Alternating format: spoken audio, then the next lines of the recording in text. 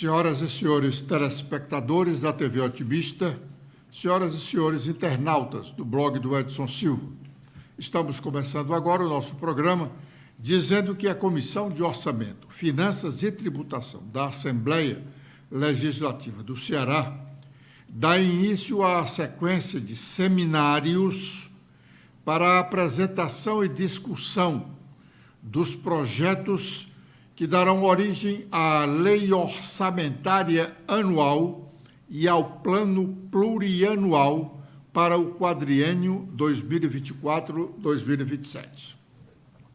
Em mais de uma oportunidade, nós aqui falamos do descaso dos deputados, do desinteresse dos deputados com a discussão do projeto de lei orçamentária estadual. É a lei mais importante da administração pública do Estado, porque nela o governador diz quanto espera arrecadar no ano seguinte, consequentemente, no ano de 2024, e como gastará esse dinheiro que arrecadará. Ele pretende arrecadar 37 bilhões. Só com pessoal e o custeio da máquina, ele vai gastar já 30 bilhões ou 31 bilhões de reais. Bom, mas, de qualquer modo, começa a discussão. É uma discussão, essa discussão é engodo, porque não dá para se discutir numa manhã, no interior do Estado, uma proposta orçamentária que tem inúmeros artigos que fala sobre diversos temas referentes à administração municipal, ou melhor, à administração estadual. Mas é uma obrigação constitucional. A Constituição obriga que a proposta orçamentária seja discutida regionalmente com a população. É outro engodo. Mas, enquanto tem a Comissão de Orçamento e Tributação discutindo esse projeto, esses dois projetos lá no município de Russas, a Assembleia está fazendo sessão ordinária agora pela manhã. Uma surpresa, porque depois do feriado, geralmente os deputados descansam, principalmente se esse feriado é no fim de semana de trabalho dos deputados.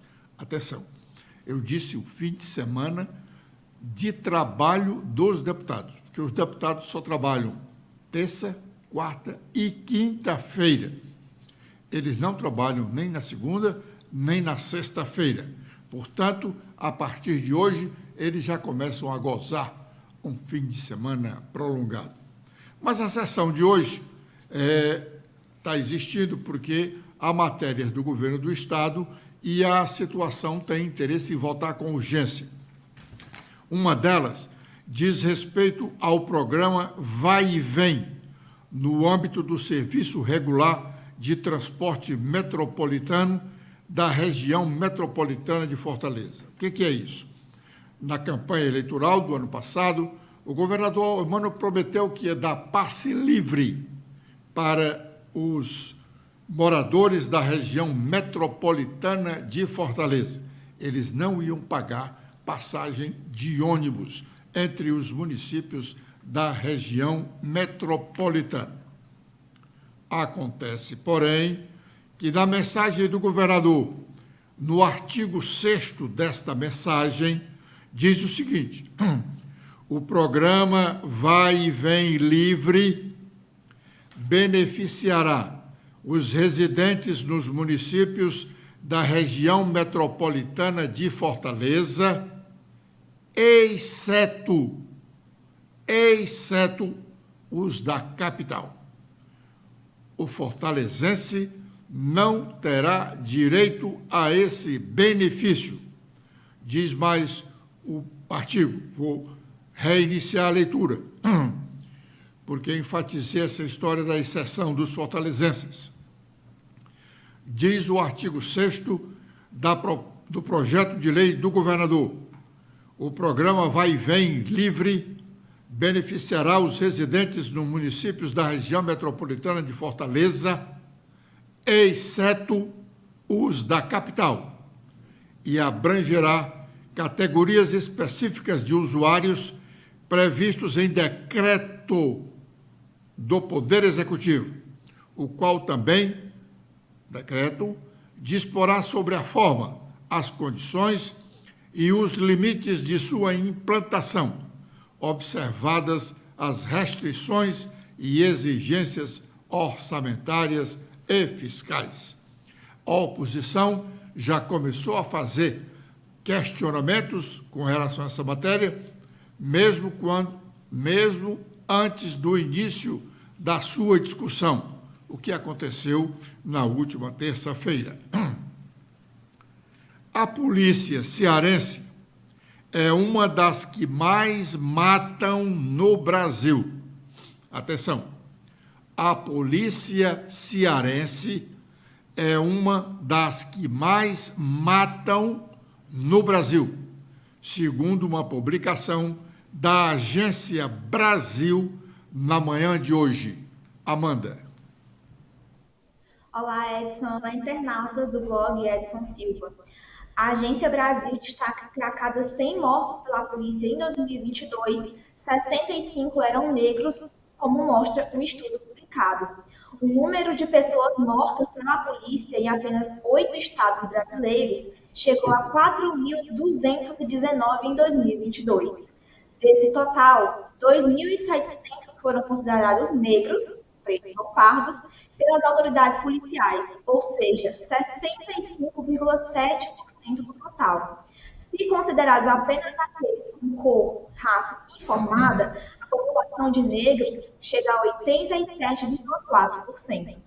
Os dados são do estudo Pele-Alvo, A Bala Não Erra o Negro, realizada pela Rede de Observatórios da Segurança do Centro de Estudos de Segurança e Cidadania, e divulgado na última quinta-feira, nessa quinta-feira 16, com base nas estatísticas fornecidas pelas polícias do Rio de Janeiro, de São Paulo, da Bahia, de Pernambuco, além do Ceará, Piauí, Maranhão e Pará, com base na Lei de Acesso à Informação.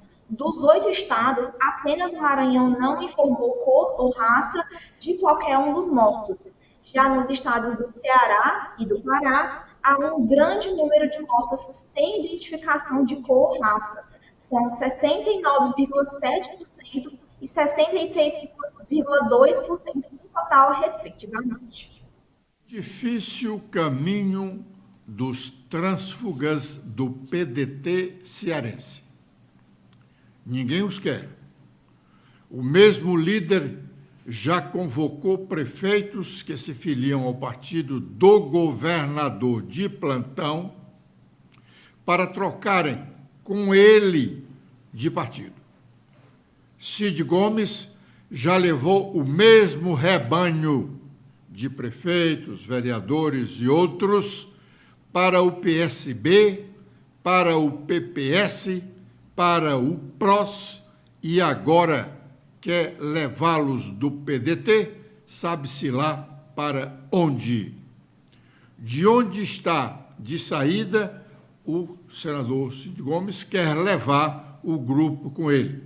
Agora será mais difícil, porque o pessoal quer ir para o PT, do governador Elmano, ou um outro partido que seja abençoado pelo governador. O pessoal do Cid, como ele, claro, é todo fisiologista. Agora é o momento de sabermos quais as nossas manchetes. Letícia. Olá, Edson. Olá a todos que acompanham o nosso programa desta quinta-feira. Com as atualizações feitas no nosso blog, temos que o Tribunal Superior Eleitoral e o Tribunal Regional Eleitorais, os Tribunais Regionais Eleitorais, atuam em conjunto nas ações, mesmo em um ano sem eleições. Esses tribunais, junto à Justiça Eleitoral, atuam sem interrupção no atendimento a eleitores, no julgamento de processos e na organização das próximas eleições, bem como a produção de urnas eletrônicas, que é bastante acelerada nesse ano pré-eleitoral, um ano que antecede as eleições, e também na formação, de reuniões com os servidores e aprimoramento para a atuação no ano que vem. Também temos que a procuradora do Ministério Público de Contas de São Paulo indica que políticas monetária e fiscal precisam dialogar. No próximo dia 22, falando sobre esse assunto fiscal, a Comissão Mista de Orçamento deve votar o projeto de Lei de Diretrizes Orçamentárias, a LDO, de 2024. E vale me lembrar que essa LDO tem como relatoria o deputado cearense Danilo Forte. Foi sancionada a lei que facilita a análise e reduz filas do INSS. Além dessa redução de filas, essa nova lei traz medidas relativas ao atendimento à população indígena e à reestruturação de cargos no Poder Executivo Federal. A lei transforma cargos efetivos vagos em outros cargos efetivos e em comissão ou funções de confiança para atender a demanda de órgãos e entidades do governo. E também temos em destaque que CSP quer ouvir Silvio Almeida e policiais sobre veto à lei contra o Estado Democrático de Direito. Foi sancionada em setembro de 2021 a lei dos crimes contra o Estado Democrático, que revogou a Lei de Segurança Nacional e recebeu 5 vetos do ex-presidente Jair Bolsonaro. Então, essa Comissão de Segurança Pública do Senado Federal quer ouvir o ministro de Direitos Humanos. Agora, com os destaques nacionais, iniciando pelo Estadão, temos em principal manchete que, ao atacar Israel, o presidente Lula escolhe falar grosso e arruinar a credibilidade da política externa. A postura atual do Brasil no conflito na faixa de Gaza, igualando israelenses ao Hamas, limita as opções da diplomacia depois da fase aguda do conflito. Também agora com os destaques do Globo, temos a coluna de Malu Gaspar falando que o presidente Lula telefona à presidente de Israel para agradecer por saída de brasileiros de Gaza. Essa saída, bastante volumosa, que foi aqui chegada em Brasília, aqui no país, na última segunda-feira. E também tem um destaque especial sobre os irmãos aqui cearenses, a crise entre Cid e Ciro Gomes, que chega ao ápice, e o PDT já soma 73 baixas a este partido.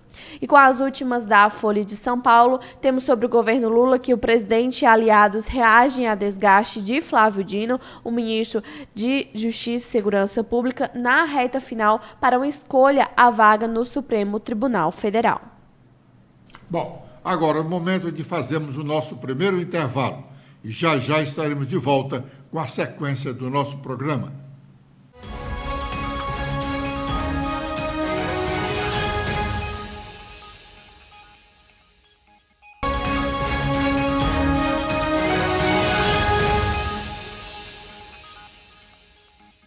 O Tribunal de Contas do Estado do Ceará elegeu na última terça-feira os conselheiros que comandarão a Corte de Contas cearenses a partir do próximo ano.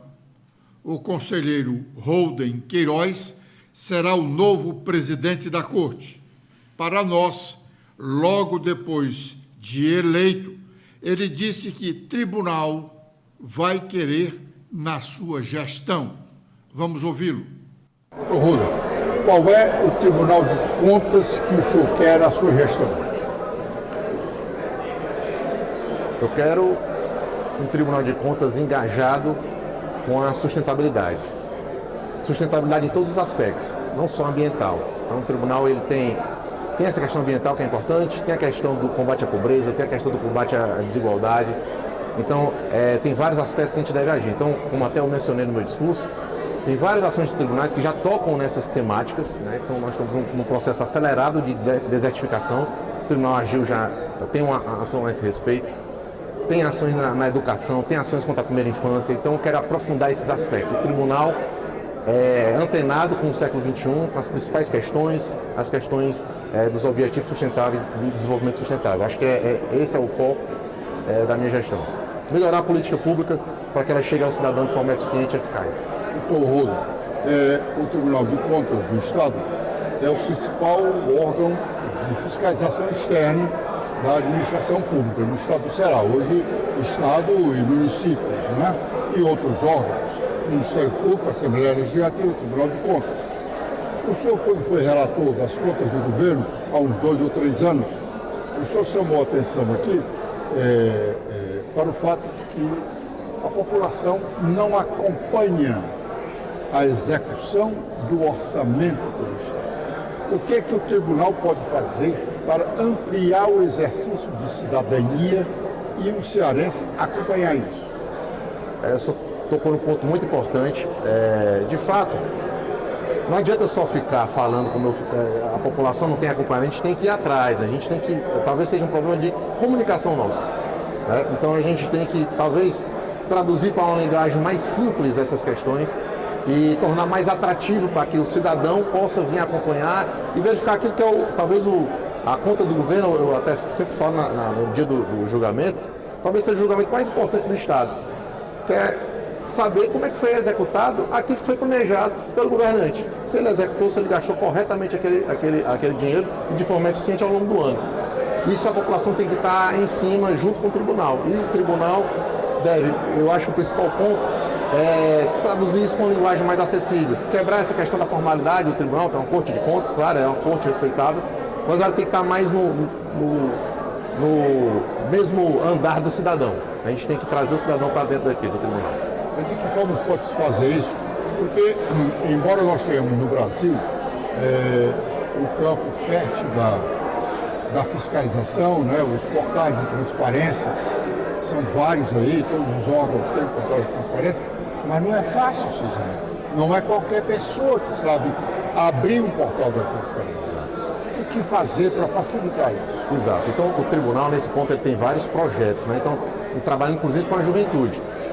Inclusive, tem até uma disciplina eletiva no ensino médio. Eu até participei do livro paradidático, que está nessa disciplina, mostrando a importância do controle, tentando preparar aquele cidadão, aquele aluno do nível médio que vai sair dali fazendo aquela disciplina e sair com conhecimento do que é o tribunal e como é que ele pode movimentar o tribunal, como é que ele pode acionar o tribunal.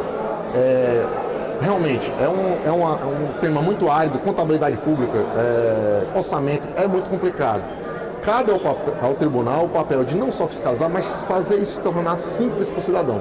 Nesse ponto, temos outros projetos também em andamento de tornar as nossas decisões, aquelas mais emblemáticas, e recebemos até um prêmio por isso deve ser até mais divulgado, aquelas decisões mais emblemáticas numa linguagem mais acessível, numa linguagem, talvez utilizar pode ter a linguagem técnica, sim, para os técnicos, para os profissionais da área, e a linguagem comum para o cidadão. Exatamente. Então vamos fortalecer esse projeto para que essas nossas decisões possam adotar essa linguagem comum, todos entendam, porque é um tema muito árido. Eu mesmo, quando atuava na área só do direito, era difícil para mim isso. Então, quando eu cheguei, tive que fazer para passar no concurso, tive que fazer todo um preparo. Então, eu imagino que o cidadão que tem ali a sua estágio. tive que fazer um estudo para passar um concurso, já tive que me preparar, né, no concurso aqui do tribunal como procurador. Então, não é simples, né? Então, é o nosso, justamente, eu acho que é o nosso papel, aquilo que para o cidadão é difícil, cabe a gente enfrentar, mas aí traduzir para ele depois, traduzir de forma clara e objetiva, para que ele entenda e que ele possa estar junto do tribunal nessa jornada. O tribunal não fique aquele órgão separado da sociedade. Eu acho que esse é um desafio importante. Rodrigo, muito sucesso da sua administração. Vamos fazer com que o tribunal cresça mais ainda e faça com que o cearense seja mais cidadão com relação ao exame das contas dos seus governantes. Muito obrigado, muito obrigado. Bom, nós ouvimos aí o futuro presidente do Tribunal de Contas do Estado, o conselheiro Holden Queiroz, que assume no começo do ano. O Tribunal de Contas do Estado, como nós dissemos no início da entrevista, é o órgão mais importante do controle externo. Isso porque a Assembleia Legislativa, que deveria ser a primeira, a obrigação da Assembleia Legislativa, a obrigação dos deputados é fiscalizar o Poder Executivo. Ele não faz. Ele é omisso total. Pelo contrário, ele bate palmas até para os erros do governante. E os erros do governante não significa dizer que seja desse ou daquele governo. Todo governante erra. Nós erramos, todos nós erramos. A Assembleia aplaude até os erros que ela deveria corrigir, mas ela não corrige absolutamente nada porque ela é omissa. Nós vamos fazer mais um intervalo e já estaremos de volta com a última parte do nosso programa.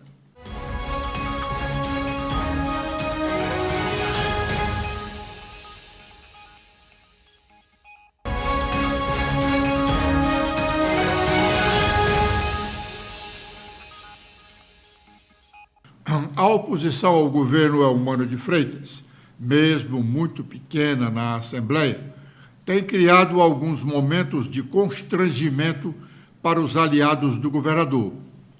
Na última terça-feira, foi uma sessão bem prolongada, porque tinham várias matérias do governo e algumas delas realmente polêmicas.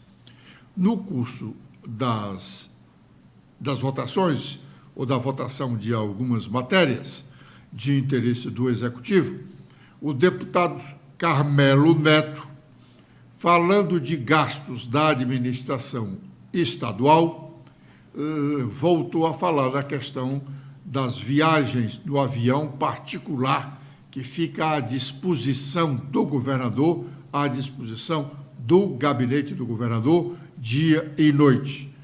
Carmelo chegou a dizer que Eumano é um governador voador. Vamos ouvi-lo. Provando uma mensagem que cria cargos. A mesma Casa Legislativa, deputado Almir Bier, que aprovou um empréstimo de quase 1 bilhão por parte do governador Eumano de Freitas, do governo do PT do estado do Ceará, para rolar uma dívida. Um empréstimo para pagar um empréstimo. E repito, uma comparação que já fizemos. É como se o Estado pedisse dinheiro a um agiota porque não tem dinheiro para pagar e honrar o compromisso que fez quando pediu o empréstimo. E esta casa, na contramão do que diz o governador quando aumenta o tributo. Porque quando o governador decidiu aumentar o ICMS e enviar para esta casa, na primeira semana de trabalho, uma mensagem nesse sentido, ele disse que precisava aumentar para honrar as contas do Estado, que o Estado precisava de dinheiro. E aí, logo em seguida, criou mais secretarias e agora, mais uma vez, cria cargos. Ou seja, dinheiro para quem, governador? Dinheiro para o senhor gastar 10 milhões em poucos meses do ano com fretamento de aeronaves, com jatinhos? É a farra dos jatinhos, meus amigos, no estado do Ceará. É o governador voador Eumano de Freitas. E agora, deputado Reginaldo, esta casa se depara com mais uma mensagem que é um completo contrassenso, porque o governador que disse que precisa equilibrar as contas do Estado e para isso vai aumentar imposto, está aumentando cargo. Atenção, povo cearense, povo que está me assistindo, é para você pagar a conta. É por isso que no próximo ano você vai pagar uma energia mais cara, uma gasolina mais cara, porque o aumento do ICMS em 2% vai valer a partir de 2024. Por isso eu sou contra o aumento de cargo e inchaço da máquina pública. Obrigado, senhor presidente. Na verdade, a oposição, como dissemos aqui, é pequena, mas é valente. Essa oposição é pequena como a oposição da legislação do governo anterior, mas essa é mais vibrante. Ela fala mais, ela discute mais, ela cobra mais. Isso é que deve ser a Assembleia. E, aliás, essa cobrança não deve ser apenas da parte dos oposicionistas, não. Os governistas deviam fazer também cobranças, fazer recomendações ao governo, questionar algumas providências do governo. Este ano, a Assembleia é tão omissa, está sendo tão omissa, que ela vota uma lei hoje e daqui a 30 dias ela tem que revogar essa lei pela própria iniciativa do governador. O governador manda um projeto de lei sem pé nem cabeça. Os deputados aprovam cegamente. Um mês depois, poucos dias depois, o governador reconhece que não tinha sentido aquela proposição. Manda uma outra, revogando esta, e os deputados, de cabeça baixa, balançando a cabecinha, aprovam como se nada tivesse acontecido. Estamos encerrando o nosso programa de hoje aqui, agradecendo a honrosa audiência e prometendo voltar amanhã, neste mesmo horário. Letícia. Eu também faço meus agradecimentos a todos que acompanharam o nosso programa de hoje. Espero revê-los amanhã. Até lá!